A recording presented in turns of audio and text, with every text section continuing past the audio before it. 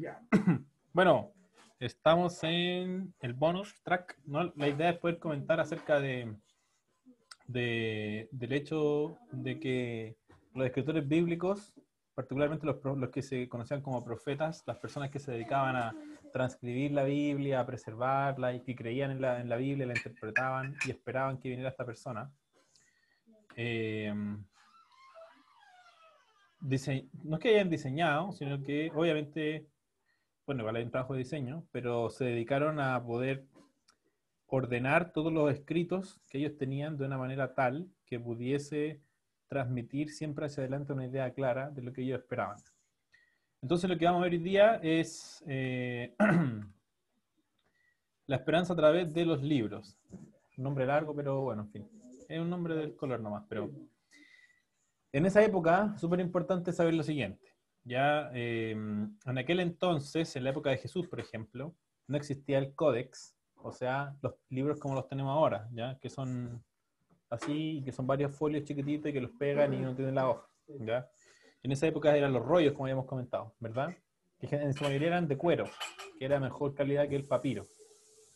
Y resulta que el cuero bueno, lo iban escribiendo y todo, y cada vez que, a medida que el tiempo avanzaba y el idioma se volvía más complejo y ya pasaban un par de generaciones y el idioma era un poquito diferente para la escritura del más antiguo, tenían que obviamente actualizarlo al idioma, a la manera de escribir que tenían a medida que el tiempo avanzaba. Entonces obviamente tenían que ir copiando, tenían que ir haciendo ese tipo de cosas. Y los escritores que venían hacia adelante tomaban los escritos pasados, entendían las temáticas de los escritos pasados, temas principales, y escribían inspirado y usando el mismo como estilo, vale decir, de la temática anterior. Entonces, por eso que conectaban todo hacia el pasado, pero siempre apuntando hacia el futuro, ¿ya? Hacia la esperanza que tenían.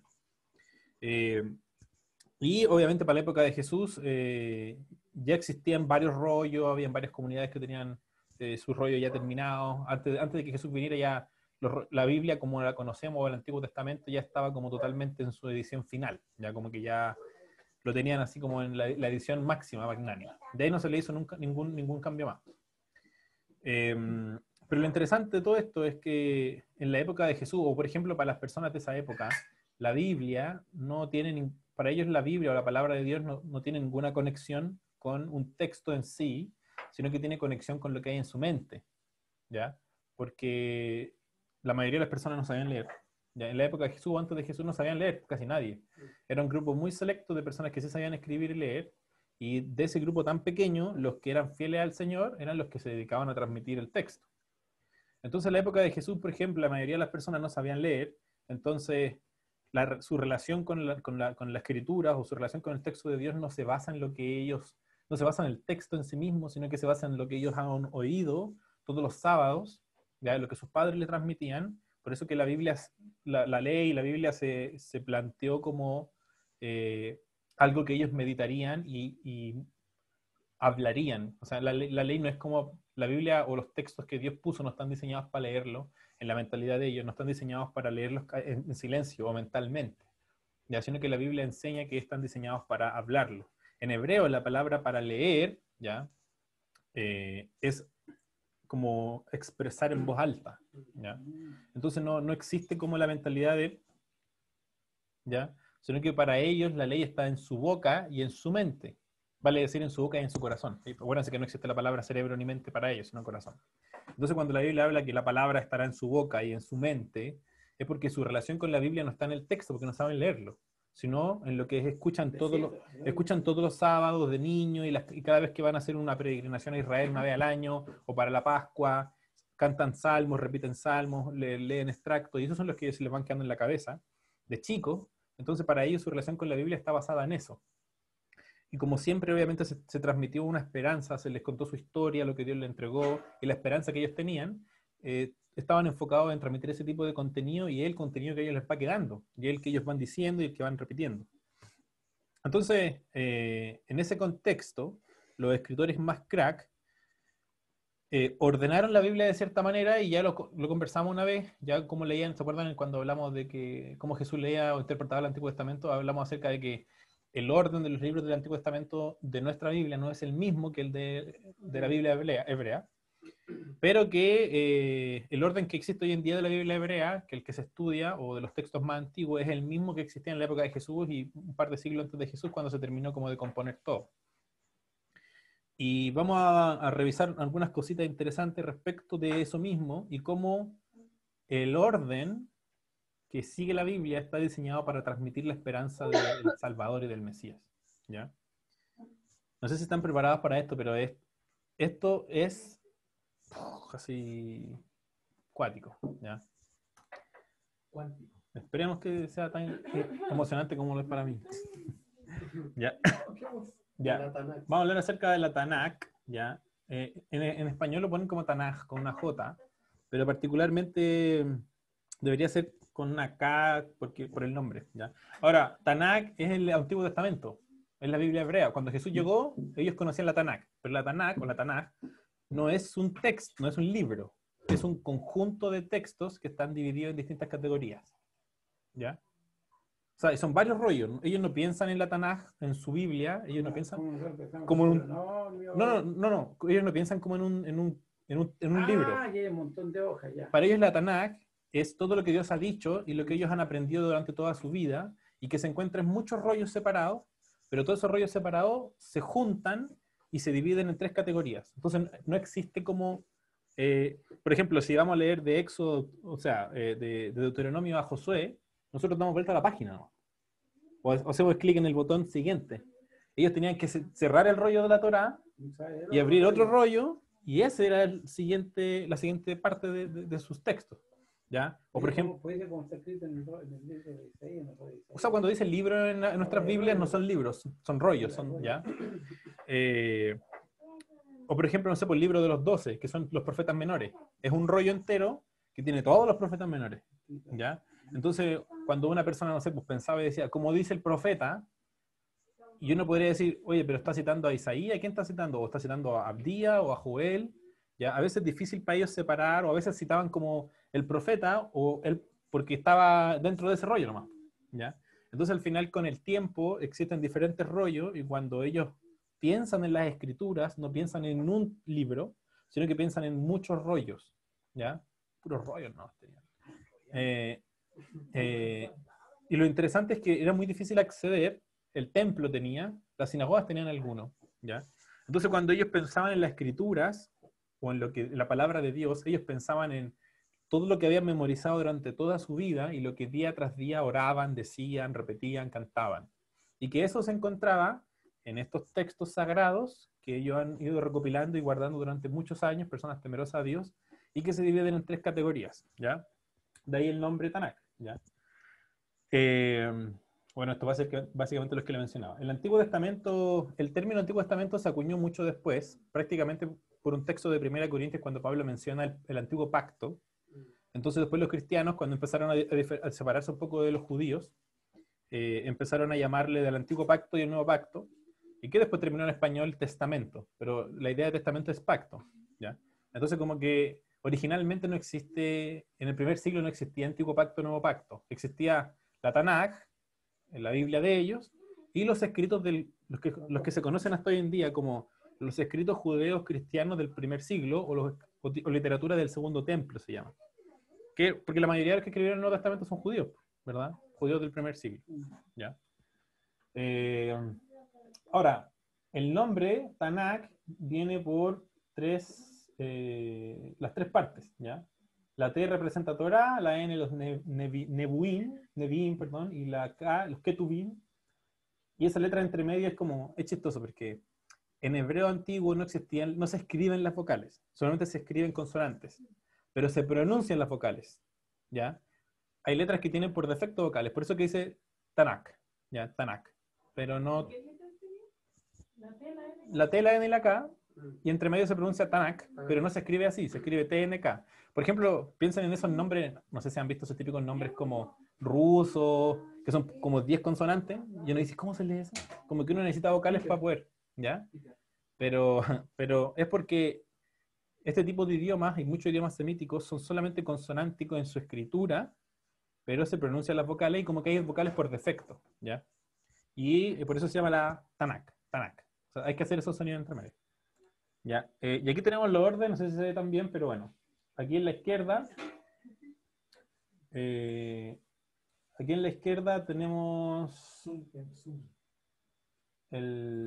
todo esto que está acá, es el orden de la Tanakh, ¿ya? Que la T de Torah, la N de Nevi'im, que son los profetas, y la K de Ketuvim, que son significa los escritos, ¿ya?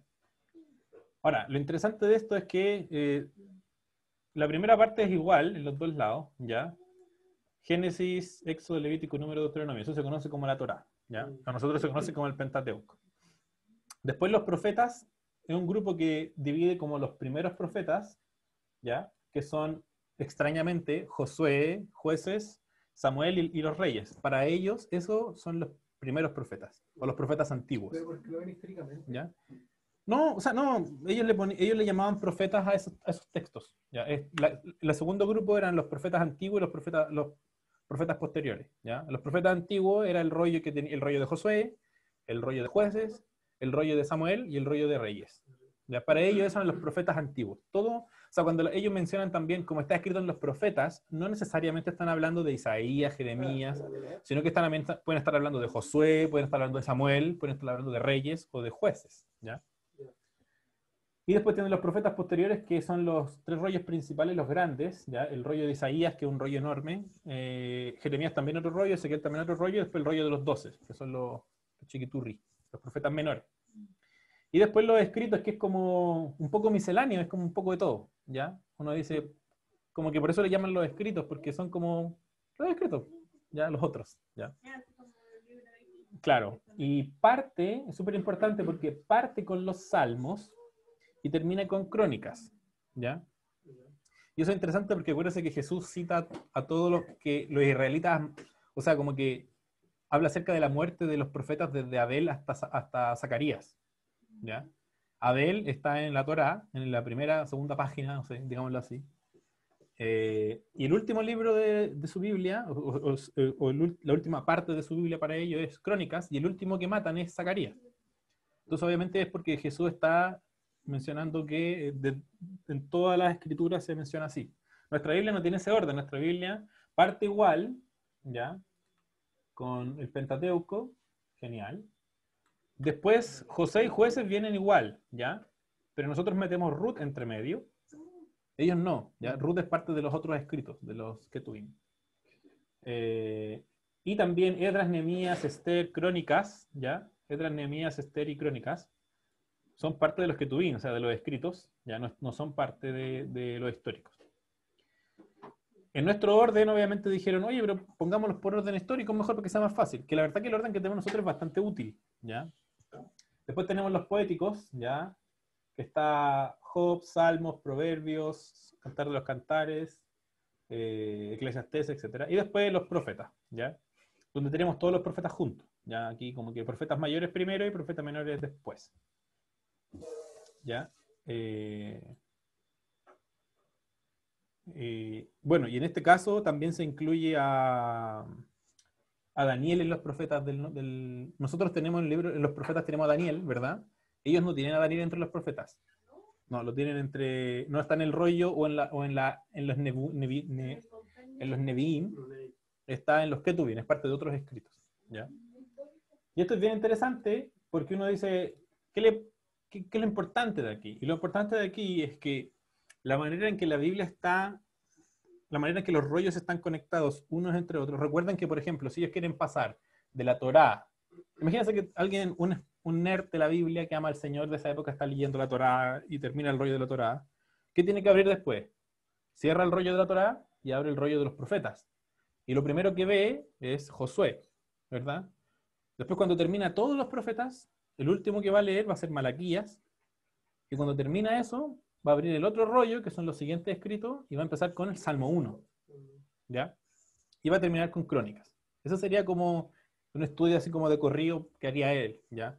Y como son con rollo, no es como que uno da vuelta la hoja. Y es súper importante porque uno se va a dar cuenta que hay ciertas cositas que conectan, que como que se van repitiendo del rollo, como que a veces repiten el final del rollo anterior, en el principio del rollo siguiente, para que obviamente ellos o sea, sepan dónde van. Pero es increíble porque, por ejemplo, no sé, el rollo de la Torá termina y el rollo de los profetas termina exactamente donde terminó el otro. O sea, para ellos es una continuidad, ¿ya? Una continuidad.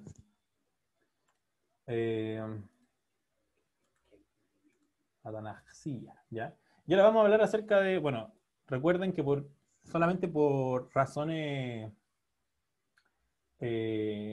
didácticas el día de hoy están estos nombres ahí en hebreillo, ¿ya? No anden por la vida diciendo, vamos a leer los NBI, no se da lo mismo, ¿ya? Eso no importa. Hay que verlo. ¿Ya? Lo que importa son por razones didácticas. Ya. Y quiero que piensen en lo siguiente, ¿ya? En el rollo de... Este es el final del rollo de la Torá, Deuteronomio 34, y termina así: allí murió Moisés, siervo del Señor, ya es importante como le menciona, siervo del Señor, y la tierra de Moab conforme a la palabra del Señor, y él lo enterró en el valle, en la tierra de Moab, frente a Bet Peor. No era tan malo, ese Bet no era malo, era peor. Peor que lo otro. Pero nadie sube hasta... Hay otros peores. Hay otros peores. Pero fíjense en el siguiente detalle. Pero nadie sabe hasta hoy el lugar de su sepultura. Eso es súper importante porque la atribución de toda la Torá, ¿a quién se le hace? A Moisés. Pero desde el versículo que empezamos, del versículo 5, se murió Moisés. Entonces, ¿quién está escribiendo ahora? Josué. ¿Será Josué? O Caleb. ¿Será Caleb? Eso es súper importante, porque fíjese en la manera que sale el texto, pero nadie sabe hasta hoy el lugar de su sepultura. Es como que si una persona del futuro distante está meditando y dice, oye, hasta ahora nunca se supo. ¿Ya? Es una pequeña nota al final que alguien puso meditando en el futuro acerca de todo lo de Moisés. ¿Ya? Y después dice, aunque Moisés tenía 120 años cuando murió, no se habían apagado sus ojos ni había perdido su vigor. La mayoría de las personas expertos creen que cuando se refiere a su vigor, se refiere a su capacidad sexual. ¿Ya? No se refiere a que tenía fuerza física, así como que un buen guerrero, sino que se refiere a que hasta esa época era viril. Era viril. Esa es como, muchos de los expertos antiguamente lo toman como así. ¿Ya? Y es que eso es importante para ellos. Que una persona todavía tenga esa capacidad, esa edad, es como decir, era un hombre que el Señor lo mantuvo firme hasta el final. Ya no se murió de viejo. Se murió porque era el momento que Dios tenía para que muriera. ¿Ya? Eso es importante. Después dice, y los hijos de Israel lloraron, bla, bla, bla, murió. En el 9. Y Josué, hijo de Nun, estaba lleno del espíritu de sabiduría. Claro, no es Josué, pues. No. Porque está contando desde el pasado, aunque a veces se hace en tercera persona, pero está contando a alguien desde el futuro, relatando la historia de cómo murió Moisés, lo que pasó después, que vino Josué, ¿ya? Estaba lleno del espíritu de sabiduría porque Moisés había puesto su mano sobre él, que eso es Números 27, si no me equivoco. Y los hijos de Israel escucharon e hicieron tal como el Señor había mandado a Moisés. Y fíjese de nuevo, desde entonces no ha vuelto a surgir un profeta como Moisés. Desde entonces. Es como que alguien dice, todavía no aparece. ¿Y a qué está relacionado esto de aquí? ¿Se acuerdan cuando vimos que el mismo Moisés dijo, pueblo, Dios va a levantar un profeta como yo? Dios le dijo a Moisés que voy a levantar un profeta como Moisés entre tus hermanos y él van a escuchar, ¿se acuerdan? ¿O no se acuerdan? ¿Deuteronomio? ¿En Deuteronomio no se acuerdan? ¿No se acuerdan cuando hablamos de Josué? ¿No? ¿Ya? Bueno, ¿alguien podría buscar el texto? Si no me equivoco, Deuteronomio 10 o el 18. Pero es que Dios le dice a Moisés que va a levantar, después de que Moisés muera, el pueblo está tan desordenado que necesita a alguien como Moisés. Y le dice, levantaré a un profeta como Moisés, ¿ya? Del tipo de Moisés, de entre sus hermanos, y a él oirán, a él escucharán. ¿Ya? Y lo dice 2 veces. Y es cuando después terminaste diciendo que al final nunca se levantó. Y es súper importante porque la persona del futuro que está escribiendo esto, dice, se pone a pensar y dice, o sea, la persona sabe que después apareció Josué. Pero que apareció Josué. Pero él dice, no, él sabe que viene Josué después, pero él mira para atrás y dice, no era Josué. Y como que se pone a repasar toda su historia, este experto, y dice, hasta ahora no hay. No se cumplió.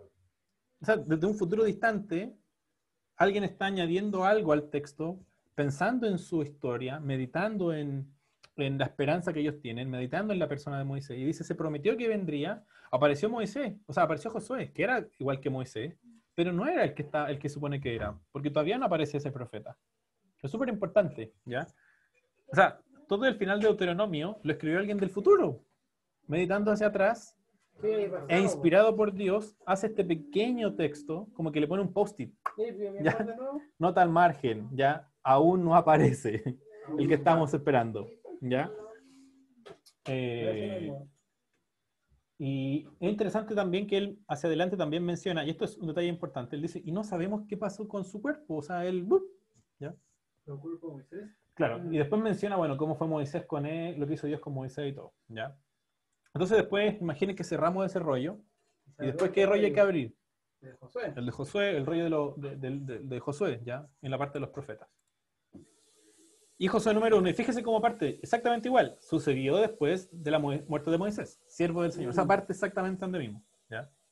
Que el Señor habló a Josué, hijo de Nun, ¿ya? Ayudante de Moisés, diciendo, mi siervo Moisés, fíjense cómo se le mencionaba antes, el siervo del Señor, acá de nuevo, mi siervo Moisés murió, ahora te toca a ti. Ahora, tú eres el nuevo Moisés. O sea, Dios le está diciendo, yo voy a estar contigo como estuve con Moisés. Tú eres una persona del tipo de Moisés también, ¿ya? Un profeta como Moisés.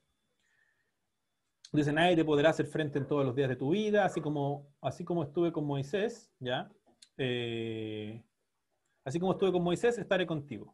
Esto es súper importante, porque Josué es una figura del tipo de Moisés, pero nosotros y las personas del futuro ya saben que no es Josué, porque el escritor dice, no era. ¿Ya? Todavía lo estamos esperando. Pero fíjense cómo los textos están conectados. Termina con la idea de que, o sea, la ley, y fíjense cómo la ley termina, o sea, el texto de la Torá es chistoso porque termina, y por la mano poderosa y por todos los hechos grandiosos y terribles que Moisés realizó ante los ojos de todo Israel. Imagínense si no tuvieran el otro rollo. Así como, ¿y qué pasó después? O sea, no vino el esperado, se quedan así como, ¿what? Así como en ascuas. ¿Qué pasó? ¿Y qué pasó al final? ¿Y qué pasó? No tenemos idea de lo que viene. Menos mal que apareció la segunda parte de la película. y empieza exactamente donde mismo. ¿Ya? Ahora, el asunto está en que una persona de la época de Jesús, por ejemplo, leería esto y le dirían que todavía no ha venido un profeta como Moisés. Y entonces después cuando lee dice, bueno, Josué sí es una persona como Moisés, ¿ya? Que Dios estaba con él. Sé fuerte, que no te abandonaré, etc. Y lo interesante es que ahora tiene un trato diferente Dios con Josué que con Moisés, porque con Moisés Dios le hablaba así como cara a cara, él subía, conversaban con él, no es que se veía, pero él subía al lugar santísimo y tenían comunicación directa y todo. Ahora con Moisés, con Josué, es diferente porque la manera en que Dios va a tratar con él es a través de cumplir la ley, ¿ya? O sea, le dice, para que a ti te vaya bien, tienes que seguir la ley. Para que te vaya bien, o sea, la manera en que Dios trata con Josué es que él medite en la ley. De hecho, la palabra meditar en hebreo es hagá, que es como el sonido que hacen las palomas. ¿Cómo es? Hagá, ¿ya? O sea, la palabra meditar es exacta la misma palabra, porque para ellos meditar es esto. O sea, cuando hablan meditar, para ellos la idea de meditar no está en decir, está en decirlo, y a medida que lo digo, yo lo proceso. Por eso que el mismo sonido que las palomas hacen es hagá, o el sonido que hace, no sé, por ejemplo,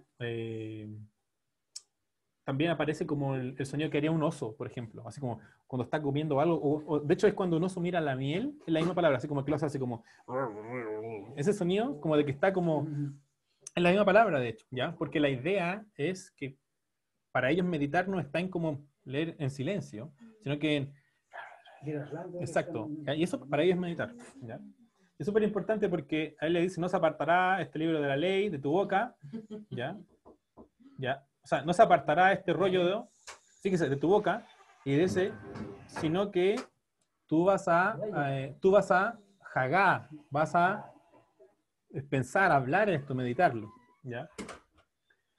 Es súper importante aquí porque nosotros terminamos la Torá con la esperanza de que va a venir, o sea, Moisés nos dejó una plantilla de cómo tiene que ser un ser humano a imagen de Dios, un ser humano capaz de libertar y vencer a la maldad por parte de Dios y gobernar como Dios quiere. Y después se nos dice que después se nos dice que va a venir uno que es similar a él, o sea, que es del tipo de él, con sus características, y él es el que estamos esperando.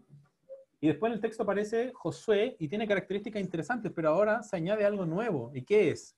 Que esta persona es alguien que cumple la ley, que sigue la ley, que medita en la ley, que no se aparta de la ley, ¿ya? Y le repite varias veces la siguiente idea, ¿ya? Entonces harás prosperar tu camino y te irá bien. En la Valera dice te irá bien, aquí se tendrá éxito, ¿ya? O sea, no es solo una persona que tiene conexión con Dios, sino que una persona que ama el mandamiento de Dios y vive su vida conforme al mandamiento de Dios. O sea, esa es la figura que tiene que venir, ¿ya? Eso es lo que Josué nos añade a esta idea, aunque sabemos que no es Josué, eso es lo que Josué nos añade. ¿Ya? Y después, cuando terminen el rollo de los profetas, ¿cuál es el último? Malaquías. ¿Ya? Particularmente Malaquías 4. ¿Ya? Y Malaquías 4 termina así. O sea, porque he aquí viene el día, ardiente como un horno. Chuta, pasamos de... Ya. Ya. Ahora, obviamente, aquí ya pasamos por todos los profetas y ya pasamos, por ejemplo, por los profetas posteriores, que son Isaías en adelante, y esta idea del día del Señor ya está metida en la mentalidad de las personas que van a llegar hasta Malaquías. ¿Saben a qué se refieren? Es el día que el Señor va a traer juicio sobre los malos, pero va a traer reivindicación sobre los justos y los fieles. ¿Ya? Y fíjense cómo lo menciona. Ardiente como un horno, y todos los soberbios y todos los que hacen el mal, dice, serán como paja. ¿Ya? Ahora, la idea particularmente de aquí es que la idea como en el texto original es decir, lo sobrante de cuando se hace la trilla. O sea, cuando trillan, ¿qué es lo que sobra? Pero ¿qué es lo que ellos sacan cuando trillan? La semilla. ¿Ya? O sea, la idea de esto es que los soberbios no son parte de la semilla, sino que son lo que sobra, lo que no es parte de la semilla. ¿Ya? Y dice, va a venir y les va a prender fuego, porque obviamente los va a consumir así, ¿ya? No les dejará raíz, ¿ya? Ni rama. Pero es una contraposición aquí. Dice, pero para ustedes que temen mi nombre, ¿ya? O sea, los que no temen mi nombre, va a venir el día del Señor grande y van a ser como paja, quemados, extinguidos. Pero los que temen mi nombre, y aquí la idea del nombre, ¿se acuerdan que conversamos? En el Antiguo Testamento el que teme el nombre se refiere al nombre de Jehová, pero en el Nuevo Testamento todo se cambia ¿a qué cosa? Al nombre de Jesús. ¿Ya? Y eso es una cuestión, algún día vamos a profundizar en eso, pero eso es como muy, muy potente. Y aquí dice, bueno, se levantará el sol de justicia con alas, y una idea media rara, pero una metáfora muy linda, pero un poco rara, un sol con alas. ¿Ya? Y dice, y saltarán como becerros en la manada. O sea, la idea es como decir, van a saltar de alegría como cuando le abren la puerta a los cabritos. Y salen así felices. ¿Ya? Nosotros no tenemos mucha conexión con eso, pero imagínense cuando nos abrimos la puerta a los perros. Eso es, ya, así vamos a saltar nosotros. Esa es nuestra felicidad. ¿Ya? Literal, eso. Sí, literal, como un hurón cuando le tienen las pelotas. Eso es como la mentalidad que tienen ellos para hacer la analogía. ¿Ya? Aquí como que uno le pone eso medio espiritual, becerro en la manada. No, pero está diciendo, ¿has visto cómo saltan los becerros cuando le abren? ¿Has visto cuando le abren la puerta a los becerros y están felices los chiquititos? Ya, así, esa alegría vamos a tener. Claro, cuando le abrimos la puerta a los perros que están encerrados y salen así como en esa alegría. ¿Ya? Y dice, y bueno, los impíos van a quedar ahí en el suelo como paja, los van a hollar, van a hacer ceniza, etc. ¿Ya? Y fíjese que es una conexión importante, porque dicen, acuérdense de la ley de mi siervo Moisés. ¿Ya? ¿En qué otra parte nos mencionaron de acordarnos de la ley del siervo Moisés? Este es el final de este rollo. O sea, le está diciendo, en el principio del rollo nos dijeron lo mismo. ¿Ya? Y aquí les dice lo mismo. O sea, hay una conexión súper importante entre los que temen el nombre, los que van a ser reivindicados como becerro alegre porque le abrieron la puerta en el día del Señor, ¿ya? Y que son los mismos que se acuerdan de los estatutos que Él ordenó, ¿ya? Y después dice, espérense que les voy a enviar al profeta Elías antes de que venga el día del Señor grande, terrible, etcétera, etcétera, ¿ya? O sea, este texto nos dice, nos apunta hacia adelante. ¿Y a qué cosa es? Nosotros ya venimos con la idea de que va a venir una figura como Moisés, ¿ya? Que teme a la palabra, que es fiel a la palabra, a la ley del Señor. Y aquí dice, acuérdense, porque esos son, los que temen también a la palabra, son los que van a ser bendecidos cuando esa persona venga. Porque el día del Señor es cuando venga la persona que estamos esperando y traiga la justicia, ¿ya? Y traiga el final de las cosas y la restauración de todo. Y los que van a participar de eso no son los soberbios ni los impíos, sino que son Los que temen la los palabra. que temen, ¿ya? Porque el que va a venir teme a la palabra, ¿ya? Y si cerramos ese rollo, ¿qué rollo hay que abrir ahora? Mateo. ¿No? No hay. Ah, No, en el de ellos, po. El José. No, porque no, pues estos son, no, pues estos son los profetas. Sí, Después pues. vienen los escritos. ¿Cuál es el primer rollo? Ah, ¿No? No. ¿Cómo parte? Salmo. Los salmos. ¿Cuál salmo? uno. Bienaventurado. El Salmo 1. Y fíjense el Salmo 1. Y habla de un varón y- Fíjese de lo que está hablando aquí. Bienaventurado el hombre que no anda en consejo de malos, en consejo de los impíos, ¿ya? Fíjese, parte con una bienaventuranza, ¿ya? ¿Cuándo es bienaventurado? ¿Qué persona es la bienaventurada aquí? La que no anda en consejos de impíos, que no anda en los caminos de pecadores, sino que Siempre en la ley del Señor está su deleite. Sí, porque fíjense, ¿ya? Esos son los que teman el nombre, ¿ya? Esos son los que van a estar frente justo delante del Señor cuando ese hombre venga en el día final. Dice, en su ley, ¿qué hace? medita, Hagás. habla. En su ley, ¿ya? Una paloma ahí, medita, piensa, la habla, ¿ya? Y la consecuencia de él, ¿cuál será? Que será como un árbol que siempre da fruto, que su hoja no se echa a perder, como el árbol de la vida, ¿ya? Esa es la idea. ¿Y qué le va a pasar? Todo lo que hace, Prosperará. prospera, ¿ya? Prospera. Pero no así, ¿quién? ¿Y por qué no? Ay, si me acuerdo, pues en el rollo que acabo de leer, me dijeron lo mismo, ¿ya? No hace los impíos, porque ¿cómo son ellos? Son como paja, ¿ya? Que se la lleva el viento, pero de vuelta la queman, ¿ya? Así que obviamente los impíos no se van a sostener en el juicio. Uf, Malaquía me lo dijo, lo acabo de leer en el otro rollo, ¿ya? No quiero ir por ese lado, ¿ya? Porque cuando venga el que estamos esperando a traer el día del juicio, el día del Señor, yo tengo que ser de los que teman el nombre, de los que meditan, así como el que vendrá también medita, ¿ya? Ni los pecadores en la congregación de los justos. Dice, porque el Señor conoce el camino de los justos, pero el camino de los impíos va a ser de la familia de los Pérez, ¿ya? Entonces es importante cómo el final de una parte, de la primera parte de la Biblia de la Torá, tiene una idea muy particular respecto de la persona que estamos esperando y cómo va a ser, y de vuelta nos dice en el futuro que no ha venido, ¿ya? Después aparece Josué, que sabemos que no es, pero es muy similar, y se le añade una cosa, que va a ser una persona que va a meditar en la ley, la va a guardar y la va a seguir, porque eso es lo que Dios le pide para que pueda traer el propósito que Él quiere. Después cuando termina ese rollo nos dicen que cuando venga esa persona que estamos esperando y traiga el día del Señor, solamente van a estar delante de Él, ¿quiénes? Los que también sean como Él, pero los que no son como Él van a ser quemados como paja. Y después nos vamos al siguiente rollo y nos dice, bienaventurado el que hace lo que decía el rollo anterior, al final, ¿ya? Porque el que no hace eso, lo van a quemar como paja. Pero bienaventurado el que sea como la persona que va a venir. ¿Ya? Los que viven como el que va a venir, temerosos de la ley, en el día del Señor, van a ser reivindicados por el que ha de venir. Esa figura como Moisés, ¿ya? Pero esto no es todo, esto no es todo, ¿ya? Esto no es todo, hay más conexiones hermosas, porque estos son finales y principios, pero existe otra conexión muy interesante también, ¿ya? Particularmente esto, ¿ya? O sea, el final de Deuteronomio tiene una conexión muy interesante con el final de Malaquías, y el principio de los profetas tiene un final, una conexión muy interesante con el principio de los escritos, ¿ya?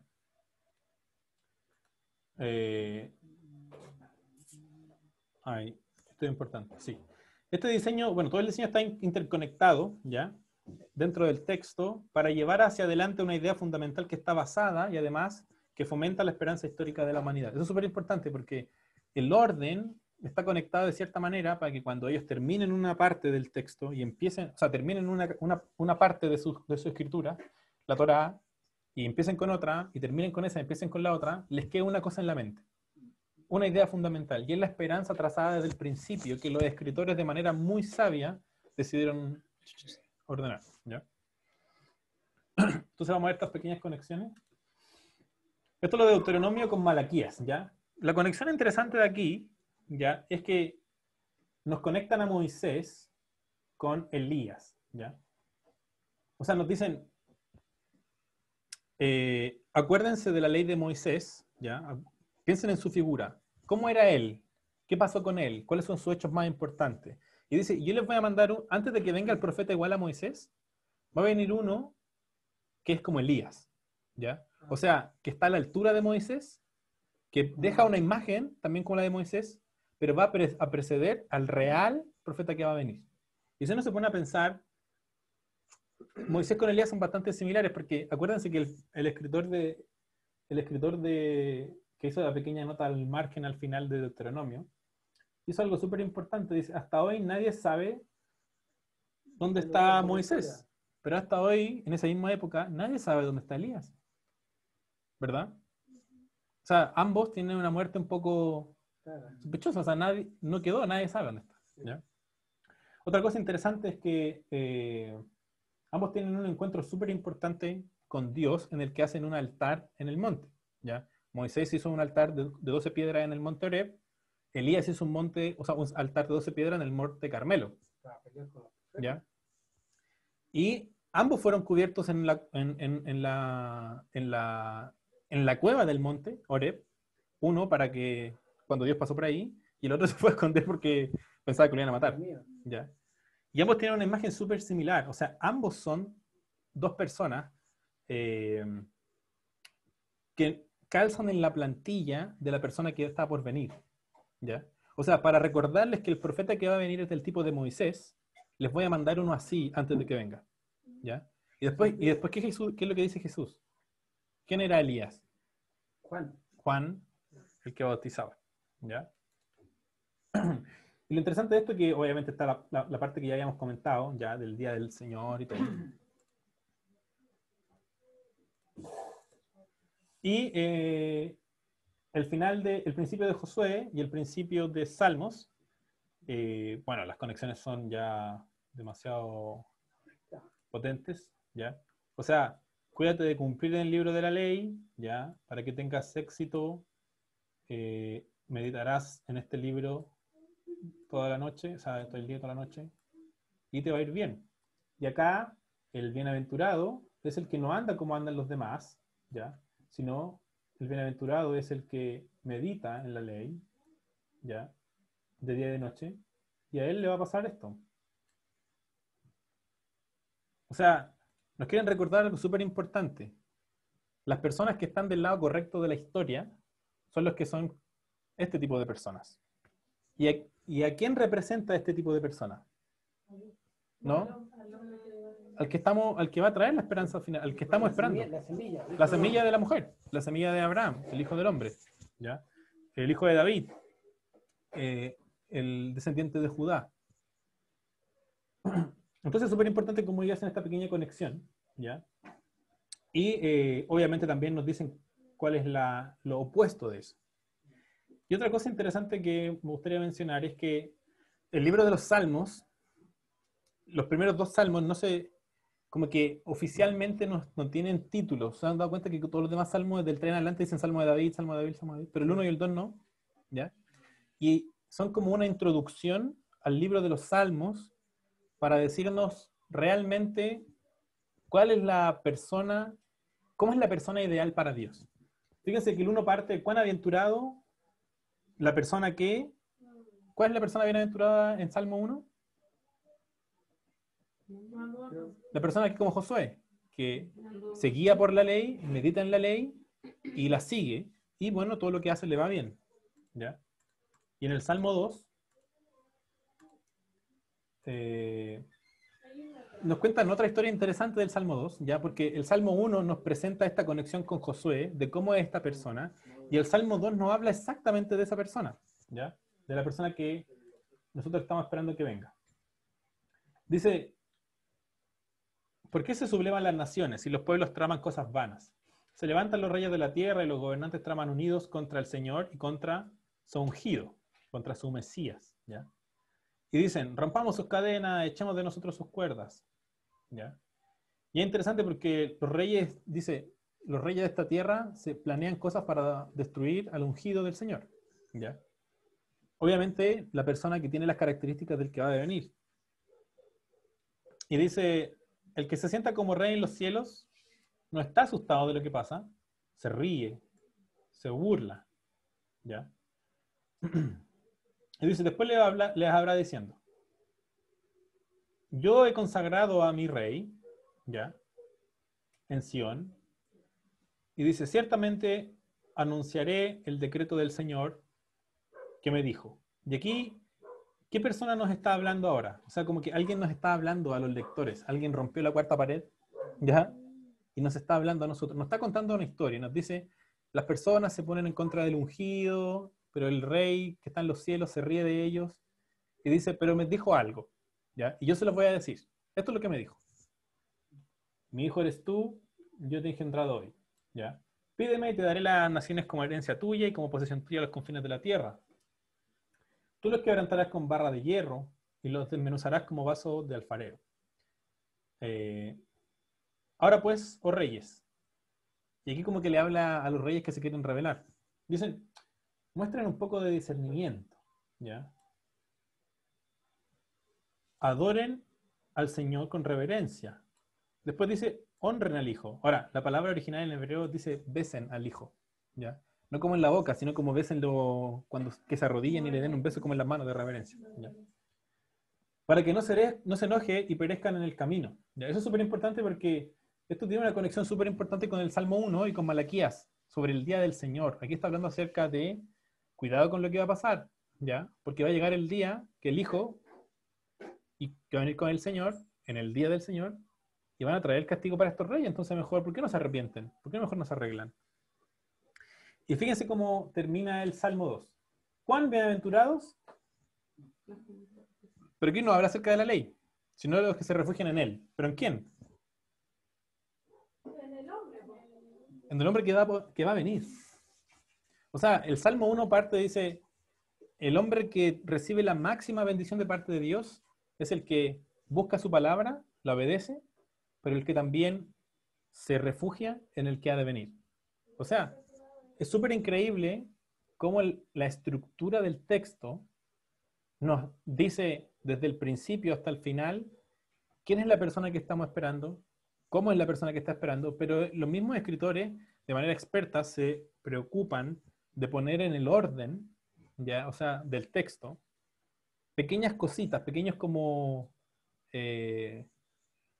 no sé, pequeñas como trozos que nos conectan, son como pequeñas conexiones a otras partes del texto cruciales y trazan la historia en resumen. O sea, son como referencias, pero como que nos conectan el texto, los rollos están conectados de cierta forma para resumir de qué se trata todo el asunto. O sea, de la esperanza futura, fíjense cómo termina la Torá. Moisés era bacán. Y ya. Y todavía no viene. ¿Cómo termina esto? Va a venir ¿cómo termina Malaquía? La segunda parte. Va a venir el día del Señor. Va a venir. ¿Ya? Pero no ha venido. ¿Y cómo terminan los demás textos? De hecho, segunda crónica, al final termina así como, bueno, y nos dijeron que nos devolviéramos y que restauráramos el templo y termina así. Entonces, o sea, las conexiones apuntan hacia una esperanza futura de alguien que viene y toda la Tanakh está escrita en función de una esperanza futura, pero no cualquier esperanza futura, sino una esperanza futura que ya sabemos la que es. Y no solo eso, sabemos cómo es el que va a venir, pero también nos dice cómo tenemos que vivir nosotros para poder participar del lado correcto de la historia cuando venga el que va a venir. ¿Ya? ¿Y qué les va a pasar a los que desde el principio se han revelado? ¿Ya? O sea, es interesante. Y bueno, eso sería por ahí entonces.